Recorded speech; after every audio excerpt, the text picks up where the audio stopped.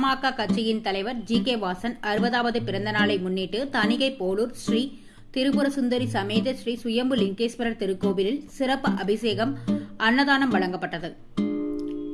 தமிழ் மாநில காங்கிரஸ் கட்சியின் தலைவரும் முன்னாள் கப்பல் துறை அமைச்சருமான ஜி.கே. வாசன் 60வது பிறந்த நாளை முன்னிட்டு அரக்கோணம் அடுத்த தணிகை போலூர் கிராமத்தில் அமைந்துள்ள அருள்மிகு ஸ்ரீ திரிபுரசுந்தரி சமேத ஸ்ரீ சுயம்பு லிங்கேஸ்வரர் திருக்கோவிலில் சிறப்பு அபிஷேகம் மற்றும் ஆராதனை நடைபெற்றது.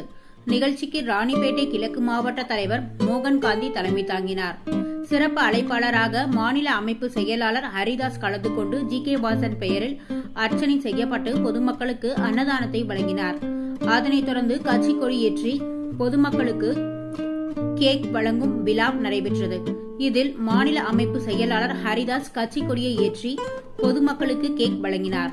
இதில் நிர்வாகிகள் லிங்கநாதன், பிரபாகரன், ரவி, சுபாஷ், வாசன், உத்தமன், டில்லி ஆறுமுகம், பாலகிருஷ்ணன், கஜேந்திர நாயுடு, கன்னியப்பர் ரெட்டி, பூபதி, ராமலிங்கம், சீனிவாசன் உள்ளிட்ட பலர் கலந்து கொண்டனர்.